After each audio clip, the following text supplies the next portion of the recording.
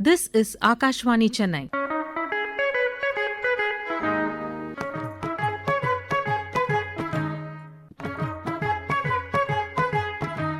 We bring to you a literary talk titled Why Pygmalion Matters Today. The talk is presented by Ms. D.Sneka, Assistant Professor, Alpha Arts and Science College.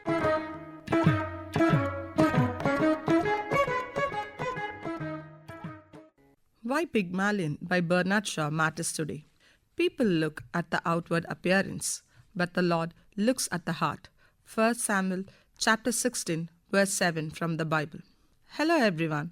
In a world obsessed with appearances, personal branding, viral transformations, and social mobility, George Bernard Shaw's Pygmalion was published in the year 1913 feels strikingly contemporary. Yes, written over a century ago, the play follows the transformation of Eliza Doolittle, a Cockney flower girl, into a refined lady through the phonetic experiments of Professor Henry Higgins. Yet, Shaw's masterpiece is far more than a simple rags to riches story. It is a sharp, witty, and profoundly humanistic critique of class, language, gender, and identity power. In an era of accent bias, performative identity, economic inequality, and ongoing struggles for dignity and autonomy, Pygmalion remains urgently relevant. It forces us to confront uncomfortable truths that social worth is often manufactured, that transformation carries hidden costs, and that genuine human respect matters far more than surface polish. Pygmalion is deeply rooted in the social political realities of Edwardian England, a period marked by rapid industrialization, growing class tensions, and the stirring of women's suffrage. Shaw, a keen observer of his time, uses the play to expose the rigid class structure and gender norms of early 20th century Britain. The suffragette movement and debates over women's education and employment form the unspoken backdrop to Eliza's struggle for self-sufficiency. Shaw aligns himself with progressive ideal while critiquing the slow pace of genuine social change. The play thus serves as both a product of its time and a visionary challenge to it. At the heart of the play lies the idea of language as power and social gatekeeper. Shaw shows how accent, pronunciation, and manners function as invisible barriers that determine a person's perceived value more than their intelligence or character. Eliza's journey from speaking gutter English to flawless upper-class diction dramatically illustrates this. Today, this theme resonated powerfully. Accent discrimination persists in hiring process across globalized workplaces. Professionals from diverse backgrounds engage in code switching, adjusting their speech to sound more polished or corporate. In many societies, the way one speaks still dictates access to opportunities, social circles, and respect.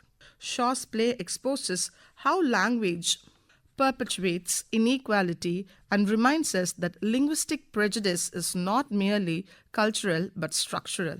Closely linked to this is Shaw's devastating critique of artificiality of class divisions. He demonstrates that class is largely performative, changeable through education, appearance, and training, thereby revealing the hypocrisy and superficiality of rigid social hierarchies.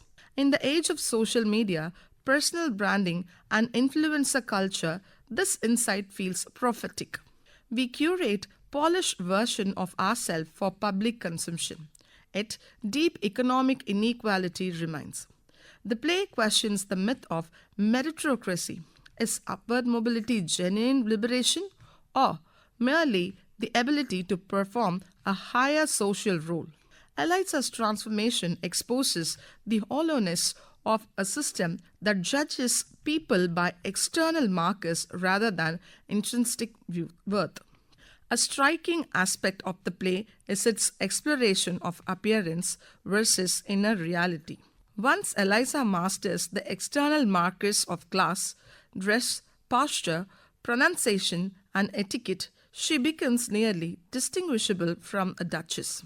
Yet, Shaw repeatedly reminds us that these surface changes do not automatically alter a person's essential character. In today's world of Instagram filters, reality TV makeovers, and AI generated personas, this distinction feels especially pertinent. The play warns that when society overvalues polished appearances, it risks devaluing genuine substance and moral depth. One of the most compelling reasons Pygmalion endures is its feminist vision and emphasis on women's independence. Eliza's story ultimately transcends her phonetic makeover. She evolves from an object of Higgins' experiment into a fully realized human being who demands respect and autonomy. In the play's powerful ending, she rejects dependency and refuses to remain Higgins' creation or possession. This resonates deeply with contemporary conversations about consent, emotional labor, patriarchal entitlement, and women claiming agency in both relationships and careers. Shaw was remarkably ahead of his time. Eliza's rebellion against being treated as a project rather than a person serves as a blueprint for asserting boundaries and rejecting objectification.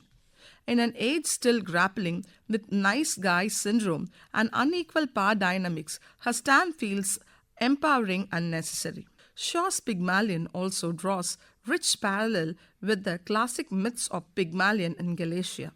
In the Greek myth, the sculptor fails in love with his own creation, which is then brought to life.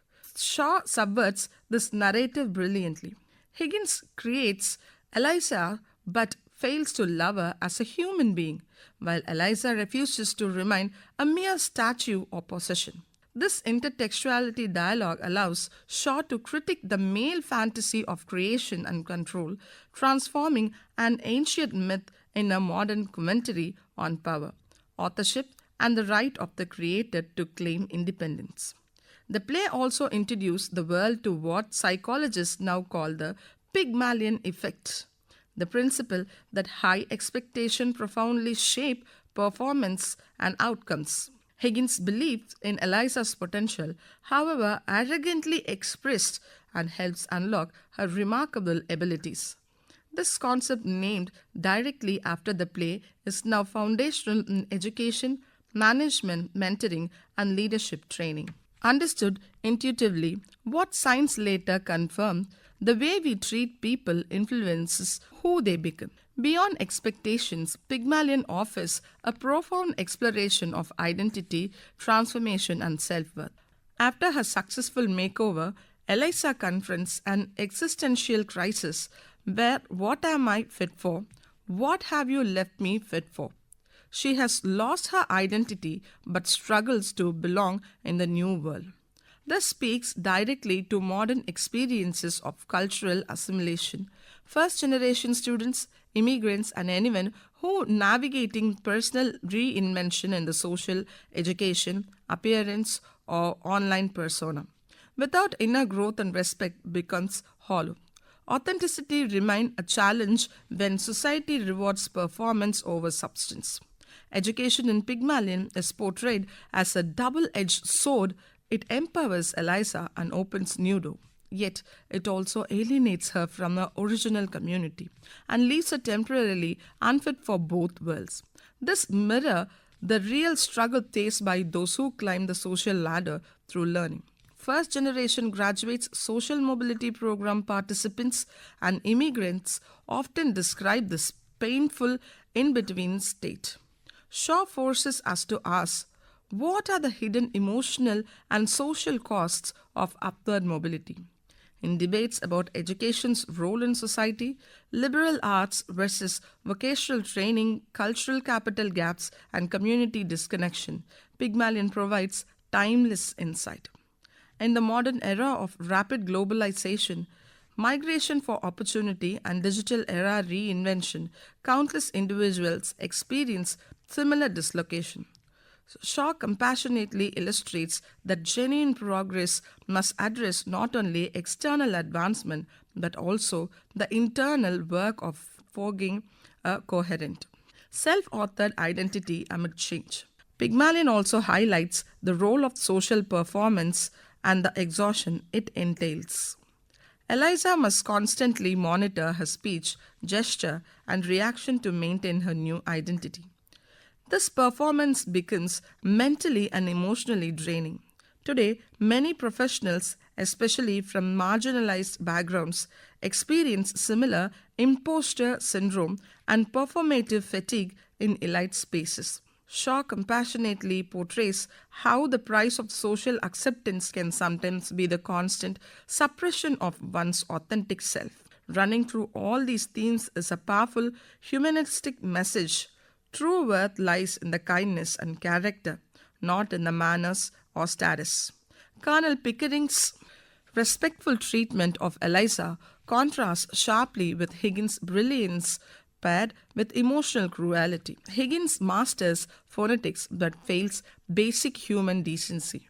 In our polarized performative culture filled with virtue signaling, elite hypocrisy and shallow pretension, Shaw's reminder is vital. Manners without empathy are worthless. Civility and genuine respect unlock human potential far more sustainably than arrogance or control. The play further critiques the created power dynamics.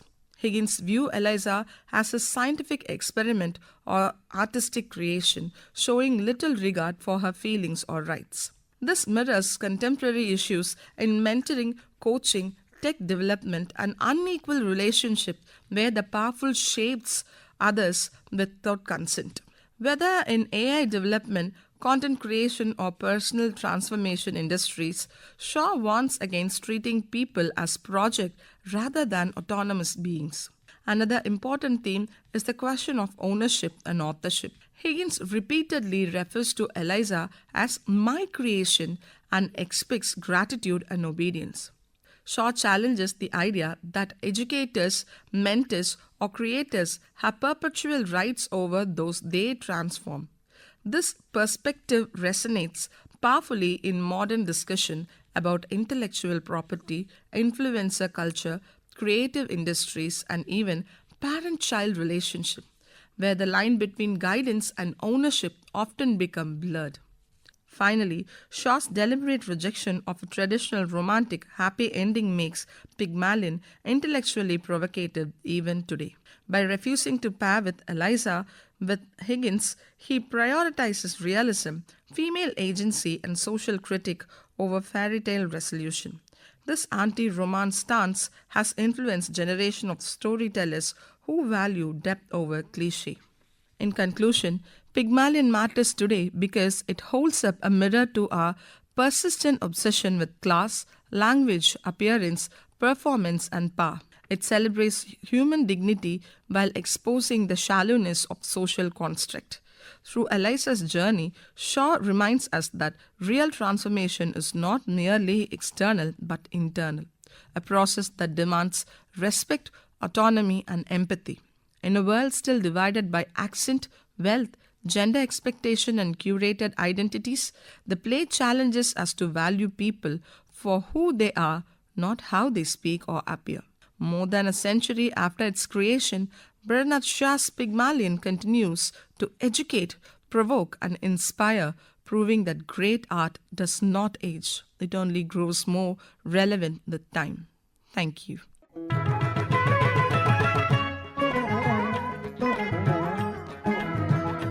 You just heard to a literary talk on why Pygmalion matters today. The talk was delivered by Ms. D.Sneka, Assistant Professor, Alpha Arts and Science College, Chennai.